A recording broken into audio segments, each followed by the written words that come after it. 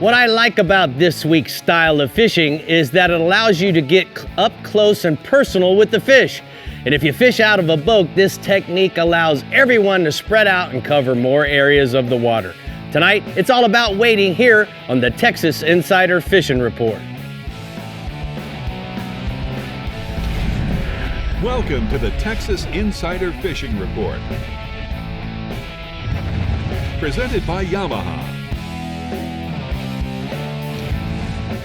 Hello and welcome back to the Texas Insider Fishing Report. We're your hosts, Brie Gabrielle, and of course, Captain Rick Murphy with all of the latest and greatest happening in your regions. And from the looks of it, Rick, I'd say Easter weekend was a great success on the water. But we have our first theme of the season this week, which is, like you said, wading. You're absolutely right, Brie. And you know, the cool part about wading is that a lot of the guys will use big Skeeter Bay boats like this, and they'll run 4 or 5 clients out into the areas in Texas and the bays, and then they all pile out and they spread out. And so instead of 4 guys fishing out of the boat and casting, basically covering 150 feet of water, now they're able to cover several hundred yards of water. That, to me, is a real stealthy way of fishing. The fish don't feel the boat as it's moving along the bottom. And more importantly, it allows those guys to, catch whatever they want to eat, put it on a stringer. Not a big promoter or supporter of that, because now you're dragging a whole bunch of trout behind you for the man in the brown suit to come up and take away from you. But you do feel more one with nature, and I don't know. I love that way of fishing. It's a little different. And it's really popular in Texas for sure. Yes, it is. All right, well, we wouldn't be complete without Dave Farrell at the workbench, so let's say hi before we move into our next region. Dave. How you doing? We're doing good. You ready to wade today? No, we're going to talk about some catfish over here today a little bit. We could noodle some catfish. You could wade for catfish as well. Oh, yeah. We'll get in there. All right, wading is one of the best ways to be one with the fish in the GARMIN Middle Coast region. So let's hear all of the tips from Captain Bink Grimes. Hey, let's talk about wading. One of my favorite ways to go one-on-one with the wind, the water, the moon, and the fish. We're still wading with waders right now. Water temperature in the high 60s, occasionally in the low 70s, but that's still a little bit nippy to be wading wet.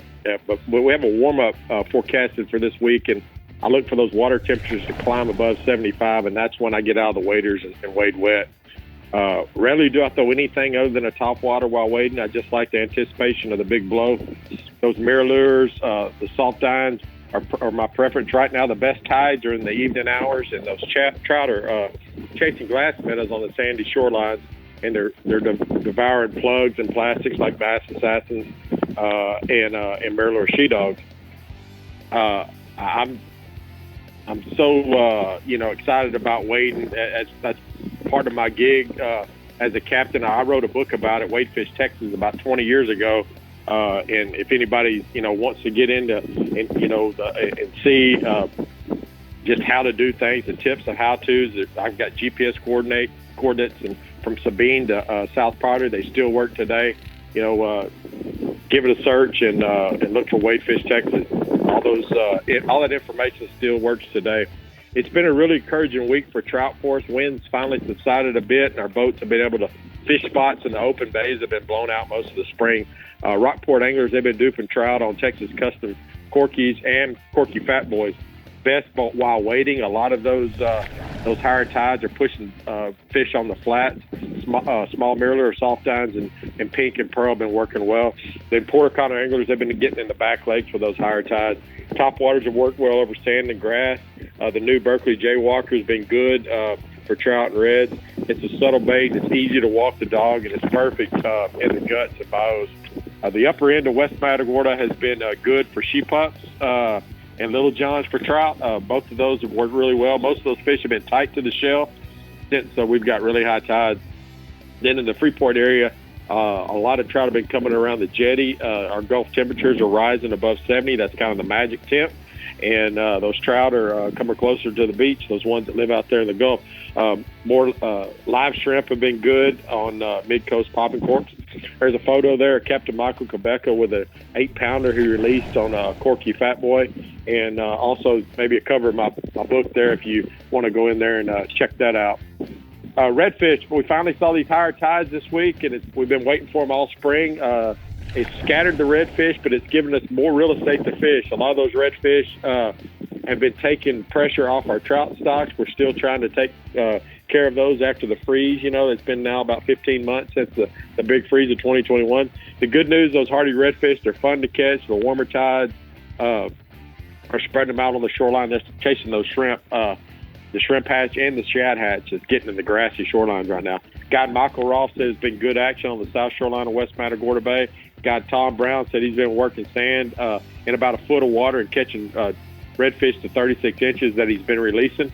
Port O'Connor jetties has been good for slot reds on mullet and shrimp. More bull reds are showing, but most people are letting those go. That's a good thing.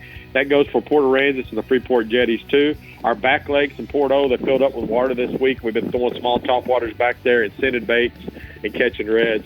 And then the back reaches of Bass Drop and Christmas Bay near Freeport have been great with the swollen tides. We'll go offshore. We've had some windows of opportunity offshore. You just got to go when the wind calms down. It hadn't been calm very often, but when you do, Michael Quebec has been out there getting swordfish about 80 miles out. He said those hilltops and ledges have been good during daylight hours. Red snapper stocks are still great. Water temperature is about 74 degrees out there. These guys have been getting them around 7-8 miles just inside 9 nautical miles, which is Texas state waters. So it's been good in that aspect. We're looking forward to another great week on the GARMIN Middle Coast region. I tell you, it's getting to that time where 74, 75, 76 degree water temperature is going to really kick things off. And we ask you to please take care of our estuaries and please release more than you take. All right, good advice. Thank you so much, Bink. We're going to go and take a look at the mirror lure hotspots from the Middle Coast region. Bink says that, guys, you should go trout. They're good in the middle of East Matagorda Bay on Bass Assassins and mirror lure Little Johns while drifting in 5 feet of water. The redfish are steady on the flats with high tides and best on Berkeley jaywalkers and shrimp. All right, Rick, let's drift down into the lower coast region and hear what Captain Chad Kinney has to say about the ways you can take advantage of the wading game. Go for it, Chad. I love wade fishing, and we got the Shallow Sport Owners Tournament coming up, and we're going to all be fishing it, so maybe we might throw that into our arsenal when we're down there. So coming up, talking about the wade fishing, like I said, I love doing it. It is a really excellent way to fish and catch fish. Utilize a Shallow Sport. They make a great product to get you into that shallower area, to look for your bait and your wakes. That way it gives you a good idea where to stop and do your wade fishing. Down here, we got so many miles and miles of just flats, so we don't have structure. You're not fishing points. You got to have a boat to get you there and see what you're looking at and then start from there. So, like I said, wading here in the lower coast, we do a bunch. We got some crystal clear water when the winds aren't all the way up, and so we're wade fishing sometimes ankle deep to no more than waist deep at most. You can cover more water fishing this way, in my opinion. I know Rick mentioned it, but when you're walking, you spread your guys out, you cover more water that way. And also when you're casting like 10 o'clock, 12 o'clock, 2 o'clock, and repeat it. And, if you're drifting in a boat, that boat's moving pretty quick normally towards the lure that you threw out there, so you don't get as much of a retrieve on there. So your bait's in the water a lot longer, better period of time on that. And the main thing is here, in my personal opinion, is when you do get into the fish, you can slow way down or you even stop, especially if you're fishing drop-offs or anything. But you slow down, wait, stop, and you work the fish a little bit, and you don't walk right and push right through them. If you're on a boat sometimes drifting, you get a few shots and you're already out of them. So also it's very peaceful, in my opinion, real relaxing, especially in those calmer mornings when you wake up and it's kind of like slick calm. You get that mirror lure topwater out there and you cast it out there, make a few clicks and walk the dog. You'll see a big redfish wake come up, pull up on it shallow, and just absolutely crush it. That's more than almost catching the fish. It's worth the price of admission there. And other stuff when you can expect down here from wading, if you guys haven't done it, the guys that have, of course, know, but so expect to catch redfish. You get some trout mixed in there. If you're fishing some sandhole pockets or some little guts and stuff, that's how you can best flounder fish also. So we got a picture here, buddy of mine, Ruben Garza, who guides out of Port Mansfield. He gave me a good picture of his client here just with a stringer of redfish. Nice. Moving on to inshore there. Bay fishing's picking up down here, but the jetty action still is producing really good numbers of sheephead and redfish. That won't last long on the sheephead. I've been mentioning that the last few weeks. Try some fish bites or live shrimp under a popping cork, split shot. You can use that with about a 2-aught eagle claw kale hook. Works really good. For a leader, I like using the Diamond Memorial fluorocarbon. Figure about a 30-pound on this. If you're going some bigger redfish, then go ahead and up your line size, your leader size on that. And the redfish are going to be holding those deeper holes. If you go to that, then go to like a 1-ounce jig head with fish bites or some shrimp on the bottom and get down those deeper holes down there. You get plenty of action. The weather permitting out there, you get lots of action out there. Got a picture of one of my clients actually caught his first redfish ever. He's from Nevada, and the first redfish he caught there was 32 inches that were released. Nice. So moving to offshore, state water snapper fishing, we talk about it all the time, but hey, we're talking about where the fish are at, and it's always been good. Sea permitting to get out in the Gulf, it's good stuff. And out deep, there's been some blackfin tuna, some wahoo, and that structure in like 300 to 600 foot of water. So snapper fishing, like I mentioned, still good, but the high winds here lately has been making it tough to get out. So when you do get the window out there, the bite has been good. So utilize your Garmin, one to get you on location. That's the best thing. That thing will tell you how many feet you're off, give you a good track on it. And also your sounder, mainly when you get onto that structure, see what side the fish are at and what side they're on. Good bait right now is a key to success, I think, in this. Squid, cigar minnows, sardines working good. If you can get out, the current's been a little bit stronger because of all the winds. So we're back to bank weights and an 8 to 16 ounce, and we're using that 130 pound mono, the Diamond Momoy. We're using a double drop rig with the Eagle Claw 13 ounce circle hook and lay this right on the bottom. I mean, just get your line taut. Don't be jigging it up and down. Just lay it on the bottom. It's all silty down there. They're going by smell. That's the best way to fish that one. Out deeper, there's been some, not big numbers, but good stuff on blackfin tuna, which is a really good sign. Some wahoo are in the mix with them. Water temps, like Nick's been mentioning, are on the climb, but they're still low for this time of year. They're 72 to 74 out there. So once they climb up, it'll get a lot better. Pull a full spread, 5 to 7 lines. I like running some Islanders rigged up with some ballyhoo. And then on the flat lines, maybe downsize it to smaller Islanders for the tuna and stuff. Rig that out there. And for some tackle, love using the Penn 16 wides, maybe up to 30 wide. That can handle any blackfin or wahoo that you're wanting to hit out there right now. All right, Bink, you did good. Chad, I'm still stuck on Bink. I'm thinking about waiting. I'm sorry, bud, but I'll see you in a few weeks. We're going to go ahead and take a look at the shallow sport boats hotspots from the Lower Coast region. Thanks for keeping me straight, Bree. Inshore, Lower Coast jetties are still holding some sheep's heads and redfish along the deeper holes and the washouts. And then offshore, state water snappers still good, strong, with a few blackfin tunas, wahoos out deeper in 300 to 600 foot depths. That's a long ways out. Yes, it is, and that's what I'm here for. That's You're right. welcome. That's I know. it. You're my girl. I know, and they're right next to each other, so it's know. okay. All right, Shallow Sport Boats is hosting their 21st annual Owners Fishing Tournament May 13th through the 14th in South Padre. This event has become known as the biggest and best owners tournament on the Gulf Coast, with hundreds of teams competing for over $250,000 worth of prizes, including a brand new Shallow Sport boat, Suzuki motor, and McLean trailer package. For more information, scan the QR code on the screen or go to shallowsporttournament.com. Rick and I will be there, so come on out and have a good time with us. We're fishing with Chad and Kenny, so it's going to be It just occurred to me that we might be waiting. I hope we are. That'll be so boy. much fun. Yeah. All right, hang in there, anglers. All right, we're seeing what the Upper Fresh region is blessing us with this weekend, and then we are getting to hear from Dave Farrell for Rigs and Techniques. Dave, stinky. I'm trying to kill the cameraman. Oh, I'm glad. Oh boy. Glad it's that. I thought it was you. Super stinky. Super stink. We'll be back.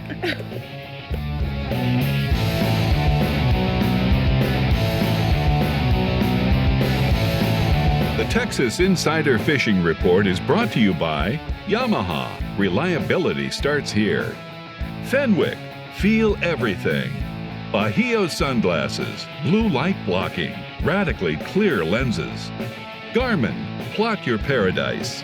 FiberTex. Leaders in fiberglass fabrication and repair. Sportsman's Adventures. Fishing for adventure. Berkeley. Your fish, our science. And Skeeter Performance Fishing Boats. Eat, sleep, fish.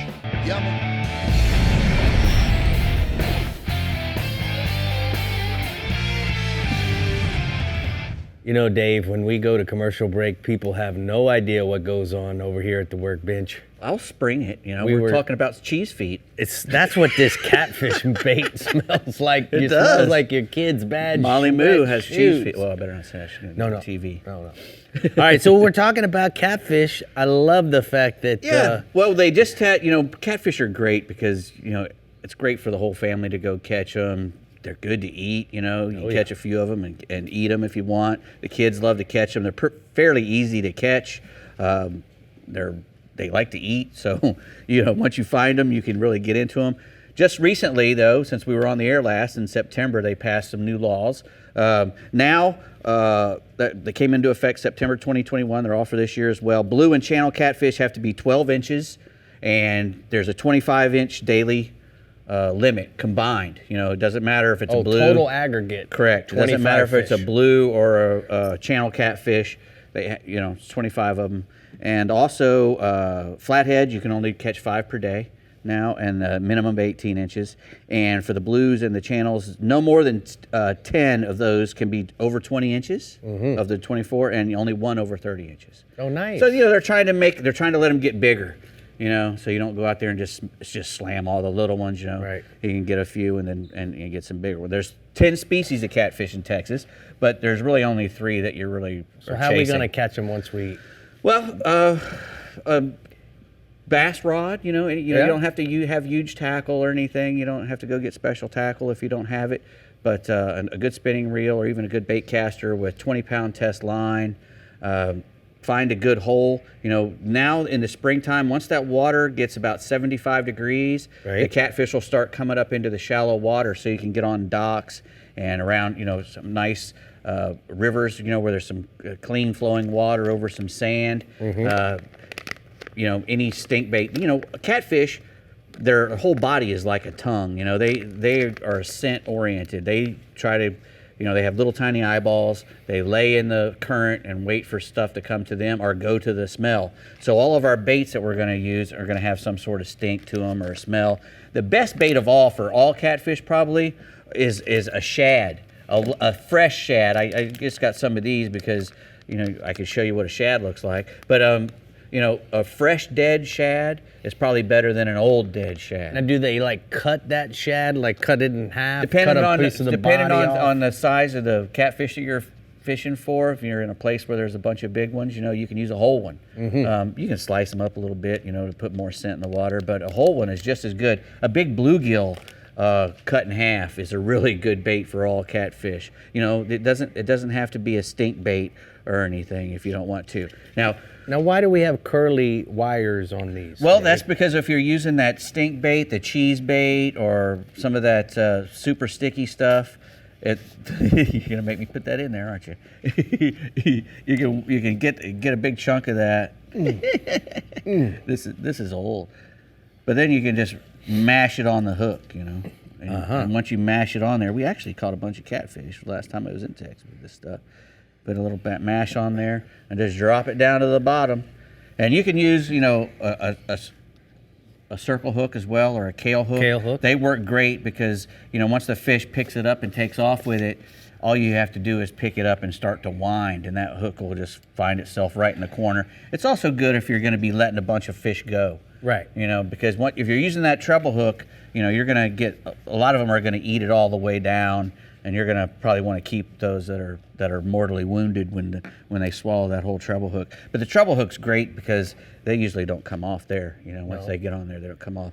Any of these baits are good, the pre-molded kind. And you can also, a really good trick is to go and bait your holes with some sour corn. Get some corn and put it in a 5-gallon bucket and let it get sour with some water, or get some range cubes and find a deep hole in the curve of a river or someplace and throw you a half a pound or a pound of range cubes in there. They're protein bars that they feed cows, and the catfish will come and congregate in those holes for a couple of days, and you can go right back there and drop this stink bait down and tear them up. Nope. Hey, Brie. Awesome. Brie. Shoot, I was hoping you'd shake hands. That was Does this great. remind you of stuff that you've seen in Leo's little diapers? Oh, come on now. Come on, man. Yeah, Probably it doesn't catch a faze me. catfish. I'm fine. All right, spring has sprung in the Upper Fresh region on Lake Fork and Ray Roberts. So let's see what Mike McFarland can put us on this fine weekend ahead. Go for it, Mike. What's going on, Brie? How you doing, Rick? Yeah, awesome times up here. Wade fishing for crappie and bass on Lake Fork. We generally don't have a lot of options here in the northeastern Texas region, but with the low lake conditions at Lake Fork, it's absolutely ideal for it right now. A lot of backwater puddles and pools and stuff that boats can't even get to, so it's really cool. Lake 6 feet low, which has exposed those areas that would generally be covered in flooded brush and vegetation. So put your waders on, get up in the north end of the lake. There's some really, really cool locations like Glade Creek, the back of Board Tree, Coffee Creek Bridge, Running Creek Bridge, and realistically, any one of the bridges where you can park and have access now. And again, because of the low lake, you can walk around and really cover some grounds. But the crappie, just find yourself some shallow stumps. Use crappie jigs tipped with minnows under a bobber. Slow roll the road runners. Chartreuse and white is really good. I found that anything orange on fork just seems to catch those fish. And then for the bass, you can really pick some of the same exact areas. Just change to bass lures. You got your waders on, so you can probably go when you get hung up. But I generally throw Texas rig creature baits and Zoom baby brush hogs and wacky root Zoom trick worms. You might throw a chatterbait or a spinnerbait, but the Texas rig stuff is really the easiest. Green pumpkins with dip-tailed chartreuse is really hard to beat. Watermelon red when the sun's shining. Watermelon candy that don't like the brim, and that watermelon candy is a really good color. And I know June bug's awesome here in Northeast Texas too. But let's keep you going here. I got some really good stuff on Lake Ray Roberts. Man, it's one of my Nemesis lakes. But guy Jason Kahn called me up, and he said the fishing's on fire. I mean, it's just on fire over there. Water temperature 60 to 64 in the south end, 65 to 70 in the north end. The fish are on beds. It's clear water, so you can see them. There's a good buzzbait bite at the moment. There's also weightless fluke bait going on, like a Zoom weightless fluke. And then, of course, Texas rig creature baits on those bedfish. Realistically, you want to get up in the north ends of the lake, focus on the pockets in Wolf Creek and Indian Creek. Those are always the first to warm up, and the fish are loaded up in those areas. If you're down in the south end of Ray Roberts, they're still hitting spinner baits, a little cooler water, so red crankbaits and those Alabama rigs on some of those deeper points are really working well. And then, of course, the Marina State Park, the Cove, the south end is really good. You won't see as many bedfish, but they're coming there soon. And listen, that lake, this frog bite is just about crazy. We don't got vegetation on Lake Fork, but there is vegetation, so it's time to make sure you got a frog on the deck of your boat. Onwards, guys. Let's talk about crappie with the famous Terry Moon. Man, I love her to death. She works so hard, and she's always filling her limits. Back on fork with Terry Moon. The full moon this weekend has really made, the water temperatures being right, has really made the crappie commit to the shallows. They're not moving anymore. And the 1 to 5 foot with jigs, minnows under bobbers is really, really on fire. She's catching more males than females because they're dominant to that shallow water. But the females moving in is making for a really lot of excitement. Here's a picture with Terry Moon and just a mess of just giant Texas-sized crappie. Oh, wow. Man, what a great picture. Thank you, Mike. All right, tell us what else you got for us. Also got, my home lake, Lake Fork. I got here, and it's still continuing to put out fish. Our Lake Fork water level is 6 feet below full pool, but holding. It's holding right at the 39701. Water temperatures about the same as Ray Bob, 60 to 64 main lake, 65, 70 in the shallow backwaters. The bass fishing continues to be, just outstanding. In fact, Brooke and I today had 30 fish between 2 boats. But the shallow reefs and structures in the main lake is where most of the fish are still being caught. Strike King 2.5 square bills and the shad colors are really catching them if you can find the birds in the water. But the 7-inch line through swim bait is still the best choice for those larger fish. Colors like, Tennessee shad, chartreuse shad, the blueback chartreuse. Realistically, anything in a shad color is working well. But it's really best to be fishing those wind-blown locations. They always say wind is your friend. Well, the rougher the better. Those big fish can handle that rough wind, and they really do take advantage of it. So, also, when you're running Lake Fork, be real careful. I can tell you firsthand that running the boat lanes on windy days can be really rough. So, man, I'm running in a Skeeter FXR. It is superb ride. It's the best ride powered by a Yamaha 250 show engine. But if you're running in a smaller boat, you don't have a 21-foot boat, just be real careful out there on the water and take your time. Tell me about these photos, bud. Tell me about the photos. The spawn is underway. In the backs of the creeks, fingers, arms, most of the fish are bedding. They're really hard to see in the dirtier water. They're next to the big root stumps, the lay-down trees. With that low visibility, really what I recommend is that if you don't have a Garmin live scope, you've just got to go super slow. All right, bud, we got to go, man. Thank you so much. We'll get those photos next week. We've actually put them up, so we'll talk about them next week. Thank you so much. We're going to take a look at the hot spots from the Upper Fresh region. Mike says that, let's go, with the water temperatures finally reaching where they should be for this time of year, it's just about all the lakes in the upper fresh region are really doing well. Crappie and bass are in shallow spawning. The shad spawn is just beginning, and the bass are feeding aggressively in the morning and in the evening. Topwater bite is also starting to heat up, and there really is no better way to catch a bass. What do you think? No, there isn't. All right, the lower fresh and Fish Bites upper coast regions are all fired up to catch some big ones this weekend, so stay hooked. And remember to keep up with everything fishing in Texas. Make sure to head on over to our website, like us on Facebook, follow us on Twitter and Instagram, and to see new fishing adventures along with reports, subscribe to our YouTube channel, Captain Rick Murphy. We'll see you soon.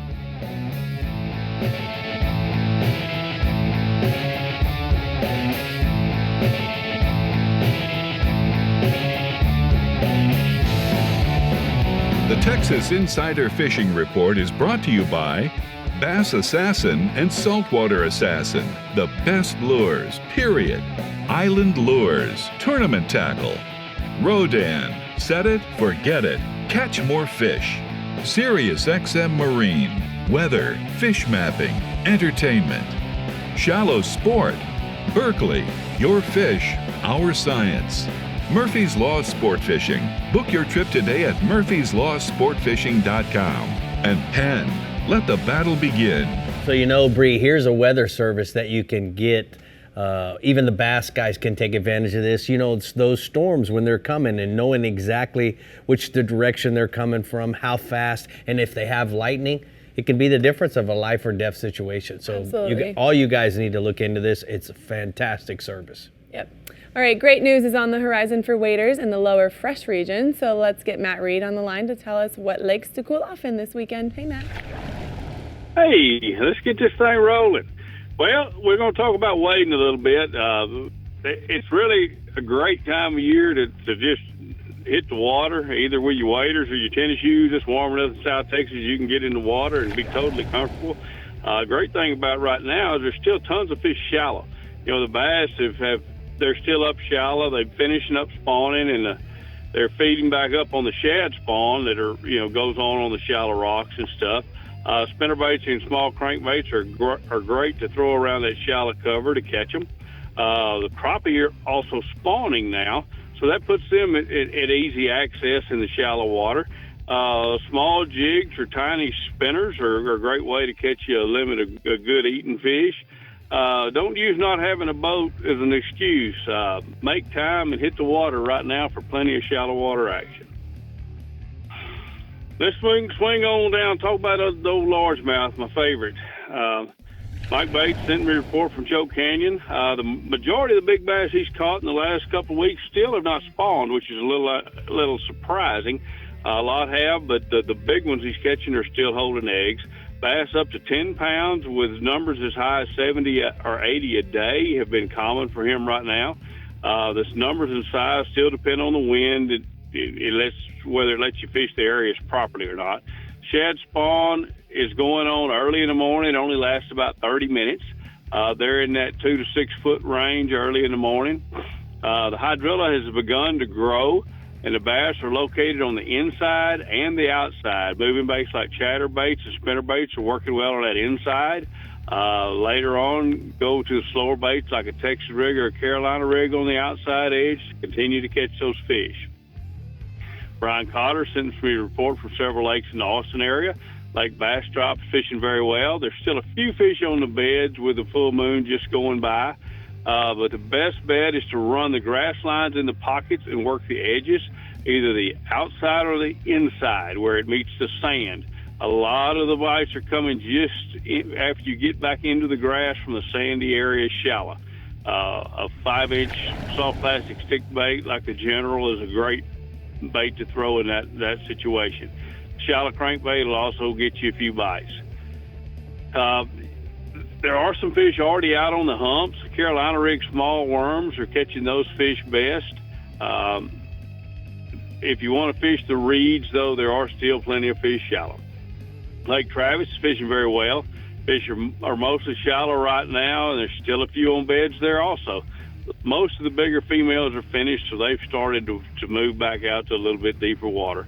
Work lizards or crawl worms in these areas to get bit. If you don't want to slow down, the shallow crankbait in that 5 to 10 foot of water will catch you plenty. Cover a lot of water till you find them stacked up. There are a few fish out on the Carolina rig or drop shot out on the cliffs. Not many have gotten there yet, but there are a few. Decker Lake's been fishing great. Lots of big fish in the 4 to 8 pound range. Best bite's been on the soft plastic stick bait and watermelon and green pumpkin. Work the shallow grass flats in the back of the creeks to find your best bite. Greg Boyks sent me a report from Somerville. Shad spawn's going on, so you need to concentrate on the shallow rocky shores with a lipless crankbait, small spinnerbait, or a little swim bait. After the sun gets up, move out to the first drop with a light Carolina rig, and that's when green pumpkin or black stick bait is working best on that Carolina rig. Fayette County's been solid along the reeds early in the morning. After sun comes up, move on out to the main lake drops, road beds with a Carolina rig. A stick bait or a fluke has worked best in that 10 to 20 foot range. Got a picture there of Mike Bates with a big old choke canyon bass he caught on a trip this last week. Hey, Matt, we're running a little short on time, so we're going to go ahead and cut you off. We'll talk about catfish next week. Thank you so much. Great bass report. We're going to go ahead and take a look at the Fiber Tech hotspots from the lower fresh region. He says that Decker Lake bass are biting extremely well. Concentrate on the pockets and shorelines. Grass with soft plastic stick baits like the Berkeley General. Lots of 4 to 8 pound fish have been caught lately, so get out there and find yours, Brie. 70, 80 a day. Yeah. That's fine. Sounds like a blast. Guess you got to weed through all the 3 and 4 pounders. I guess so. Poor us. All right, waiting in the Fish Bites Upper Coast region might just be the way to go for this upcoming weekend. So let's hear from Captain Carl Weston to get some details. Hey guys, yeah, wading is a big deal here in the Upper Coast. We do a lot of it, especially with the wind. The wind has been up all week. It's nasty. It hasn't slacked up at all. So wade fishing is definitely the way to go. If you're in a boat right now with the waves beating on the side and slapping, it's noisy. It scares a lot of fish away. So there's a lot of advantages right now to wade fishing. If you can get above the fish and cast, you use the wind to your advantage. Like I said, the waves. There's so many positives. Best of all is the no fuel bill at the fuel dock. I can attest to that right now. So running down the Reds this week around Texas City, the water temps are around 71 degrees over at the jetties, and the redfish are still on fire, chasing bait along the grassy shorelines over there, making wading a great option right there. And as far as rigging and bait preference this week, shrimp on a popping cork, soft plastic in a watermelon color or dark green are really getting it done. Bass Assassin, the 1/4 ounce jig head is what we're throwing right now. If you want to throw a little heavier for the wind, go to a 1/2 ounce. And over Sabine Lake, about 68 degrees, just a tad cooler. Outside of the jetties, we're producing big bull reds on whole dead shrimp and medium-sized sea shad. Drifting over the oyster reefs has been really good for slot reds as well. Just remember to wear your PFD sunscreen and watch for the currents when wading in these conditions. We have a picture today of Mia Perez with a nice redfish. Nice. Now, bounce it over to the trout bite. It's starting to heat up a little bit each week. The largest concentration of these fish have been caught around structure. The reefs in the middle of Galveston Bay and the points along Texas City Dike have been pretty fair. Some with the middle of the jetties on the outgoing tide has been good too. Now, the larger fish are starting to show up on the beachfront, but they're a little few and far between right now. These bigger fish are being caught on hard plastics and live shad. This week's favorite for the guys out there has been a mirror mirrodine in the 3 3/4 in the pinfish color.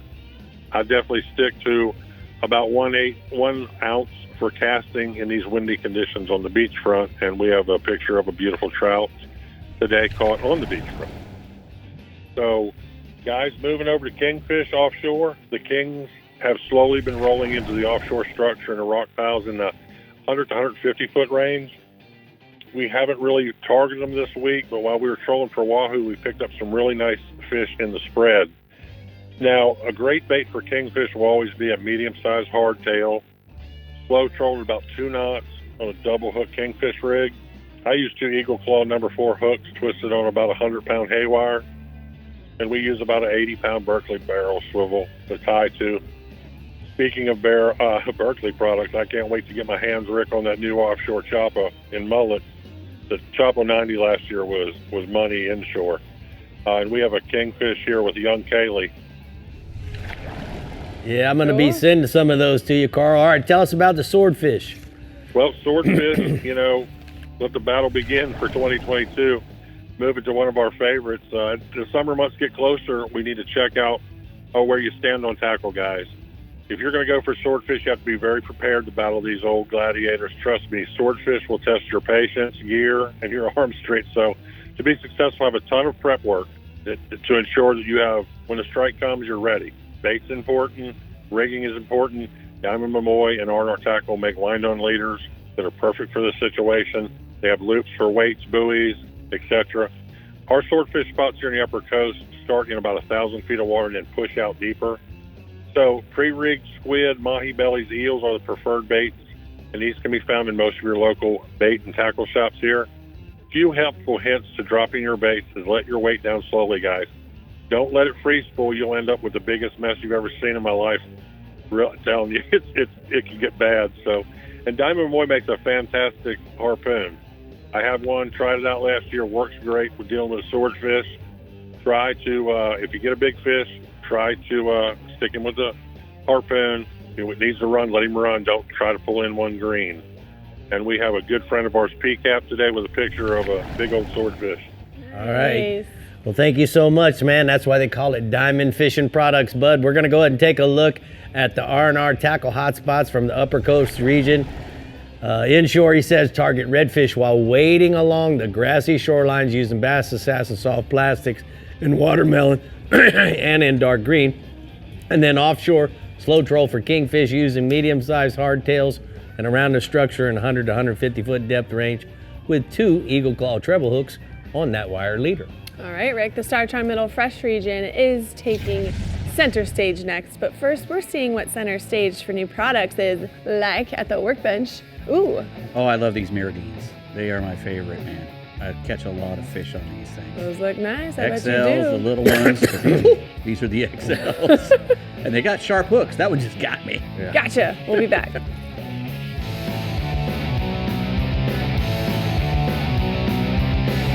The Texas Insider Fishing Report is brought to you by Tin Cup Mountain Whiskey. Turn on the bite anytime. Tie on a Miralure.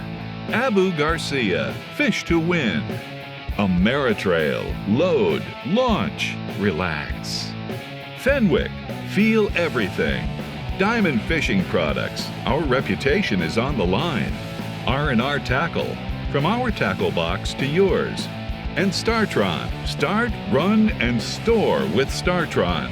Today's Power Pole tip of the week is becoming more stealth with your poles. Now guys, think about this. We have 3 speeds on our power poles, and the one thing that we need to understand is that we can manipulate those speeds. We can go fast, medium, or stealth mode. Now whenever I'm making a move from an oyster bar over to a point, and I know I'm only going to pick up the poles a few inches at a time, I simply click it into the stealth mode so that I can keep the noise level down to a very, very quiet approach. Now, you guys that love to bass fish and you're fishing fish that are on beds, that approach is the same thing. Make sure that you go into the stealth mode so that you can sneak up on those beds, put your poles down, and the bass doesn't know you're there. Keep in mind that by simply manipulating the speeds through your multifunction switch or through the app using the key fob, this will make a great approach. And that's today's Power Pole tip of the week.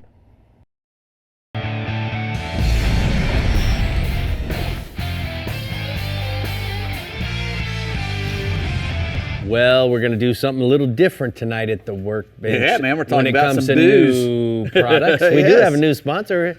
We've got Tin Cup as well as Jose Cuervo. Right. So we're going to talk about the Jose Cuervo Tradicional Cristiano. It's a really nice blend of tequila, 100% blue agave tequila. Tastes kind of, you know, got a little quince and some mango in there. You know what a quince is, don't you? I do not. Well, also has some vanilla and spice in there. Quince is a citrus fruit. And that's the oldest and #1 selling tequila in the world. So it's 1795. Jose Alberto, correct. he went to the king. Yep, and that's how he got of his Spain in 1795 and asked him if he could be the concessionaire for the king of Spain. Yeah, And for that's how tequila. that's how he became that. Oldest tequila. And that's and a the number one seller. Yeah, and that's a tequila blend now. of the Raspado and the small amount of the reserve, the family reserve. Right. So it's a really smooth, light tequila. It's filtered. Right. You know, so to make it incredibly smooth, you can make great drinks with it, or you could sip it. Yeah, and a lot of a lot of drinks that you shoot, get a bad rap. Because realistically, when you take a shot of this and a shot of that, or 2 shots of anything, there's going to be some upset stomachs at the end of the night. That's not what this is designed for. No, this is designed for making the best margarita in the world. Yeah, good stuff. All right. Next, we have from Overboard Advanced Release System. This is a no-hands dehooker, really, that you can put on your boat. This one is a pop-up cleat. If you had a really nice skiff or something, you wanted to put it on, you can mount that on your skiff, and it's a pop-up. So it's kind of hard because it's going to be hard to get that sucker out of there because it's brand new. But you're pretty strong. I used to be. Well, anyway, once you get that out there, if you have about 2.5 inches off the edge of your boat, you want to have a minimum of 2.5 inches sticking out over the side. But when you get a fish on, the fish come. This is mounted flat. It's mounted on the side. Fish comes up alongside. You got them on a let's say a circle hook or whatever. Right. And you put the line in there and you pull it up, and boom, it'll dehook. You hold it down like that, and that fish will just flop. The fish is wiggling. He unhooks himself. He'll just flop right off that. And you can go online at overboardpro.com and watch that video of this guy doing one after another. I mean, never having to touch the fish. These undersized snooks and little snappers and everything, and it's amazing how that thing works. And they also make a composite one if you wanted to put on a kayak. It makes a stainless steel one for the kayak too if you wanted to get a little fancier. Nice. None of these will rust. They're really made of really high quality products, components, and I think it's a great idea. The guy just our boy Jeffrey Page sent him to us. Jeff Page's buddy. Yeah, sent it to us. So you go to overboardpro.com. And it's called overboard because you never have to have the fish. You never have to bring the fish in the boat. I like Do it. everything outside the boat. Somebody was thinking. Yep. Next we have from TH Marine rod storage units, rack. Holds 6 rods. They got a nice foam there. You hold your rod steady in there. We use these on the G3 John boat we have, Dave, all the time. We use, you have the 2 bench seats. And so we put our rod tips backwards so that when we're going through the creeks, if a mangrove or a branch is hanging in, it doesn't grab it and then break it. Right. So anyway, this is mounted on the back bench, and our rod tips don't get broken by putting it facing backwards. Well, they're corrosion proof, and you can mount them horizontal or vertical. Where do we go on that? thmarine.com. Okay. Last but not least, my favorite of all, the Mirodine XL. These are really cool. These are they cap 10 new colors. These have the digital scales on them. Really sharp looking.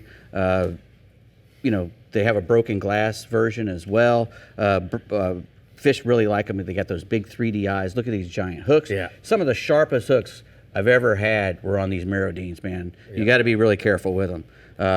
Dart side to side, suspending twitch bait.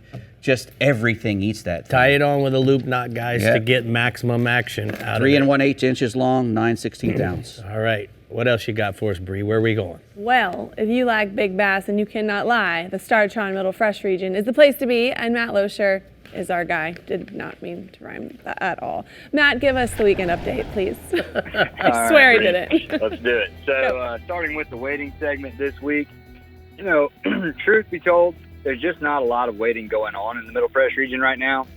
But that's not to say that there aren't opportunities here. It's just that, it's not a real popular thing going on at the moment. There are always opportunities, especially right now with fish being shallow. If waiting is your thing, you can certainly wait around and catch a few. There just isn't a lot of people doing it right now because most of our lakes this year, because we haven't had a lot of rain, they're not up to full level, and they're certainly not flooded. And when they're full or at that flood stage, there's major advantages to wade fishing because, you can get into those areas that are not accessible by boat. But right now, most places are really accessible by boat, so it's advantageous to be in the boat most of the time. Now, moving into what the fish are doing right now, starting out with the largemouth bass on Toledo Bend. Here in the mid-lake and the upper end of the lake, the good majority of the fish have already spawned. However, from the mid-lake area down to the dam, there are still quite a few on bed. So you can sort of pick your favorite way to catch them and move into which area of the lake suits that best. Now, the shad spawn has also begun, and this is one of my favorite times of the year for fishing because it's kind of like the bass they're skinny and tired and hungry from spawning, and they're heading back out toward the deeper water, and the shad are heading in, and man, they headbutt in the middle, and it makes for some vicious feeding activity. And so it's a lot of fun. It's a great time to be fishing, and it's a first light deal. So you're going to want to get out there before sunrise to take advantage of it. Look for those shad flickering around on any kind of floating grass or dock pilings or anything like that. Anything on the surface, they'll get on and spawn with it. And stay in those areas with a white topwater bait early. And then as the sun comes up, just follow those fish down because they're not going to be coming up as much because the shad are going to go back down too. So follow them down through the water column with a little small worm. I love that Bass Assassin little tapper for this. It's a small profile worm that mimics the shad very well. Perfect for catching them once that sun gets up. My favorite one's going to be the Houdini color because it really matches those shad. Now moving over to Sam Rayburn. The bass are doing basically the same thing over there. You know, these two lakes are pretty close together, so a lot of the same stuff going on with certain times of the year. If you look to the deeper areas down near the dam, you're going to find more fish bedding. And then if you go up to the warmer upper reaches of the lake, up the rivers and whatnot, you're going to find more of the post-spawn bites. This is still a great time to be throwing that frog, regardless of which area you're in, because those big females that are up shallow, whether they're post-spawn or spawn, they just can't resist that big, easy meal that frog provides. Rayburn's a great frog fishing lake because of that abundant shoreline cover. So just keep your eyes peeled for the shad spawn happening over there too, and it's going to be happening in a lot of those same areas. So the birds will help you locate them. If you see multiple egrets in all on a point or something together, most likely the shad are spawning there. You can kind of get the bass spawning and post-spawn and the shad spawn all going together up there on that shoreline cover. So the white frog is perfect for mimicking those shad around that grass. A swim jig is good as well. And then a spinnerbait is going to be my last choice, especially if you have some cloud cover or dark skies. Now moving over to OH Ivy, there's still giants spawning there. I think they'll be doing that for quite some time still to go over there because it's a little bit behind the other lakes. Swim baits around the bushes have been good, and stick worms around those bushes are great too. A lot of fish are being caught sight fishing. But if that wind is blowing, it's really not an option. The swim bait still works really well. You just get in those spawning flats and get around those bushes with the swim bait, and you can catch a bunch of big ones right now.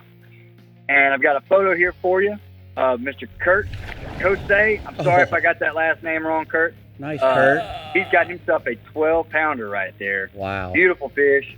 Courtesy of Jared Poole at Hill Country Hammer Guide Service. Check those guys out at hillcountryhammer.com. Now, lastly, the crappie.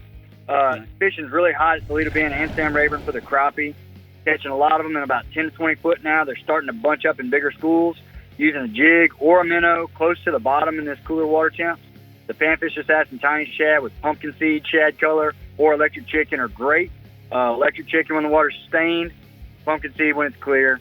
And I'm going to leave you with a photo of some clients I had this week with a nice table full of crappie we caught. All right, bud. Woo. Thank you so much. We're going to go ahead and take a look at the Rodan Marine Systems hotspots from the Middle Fresh region.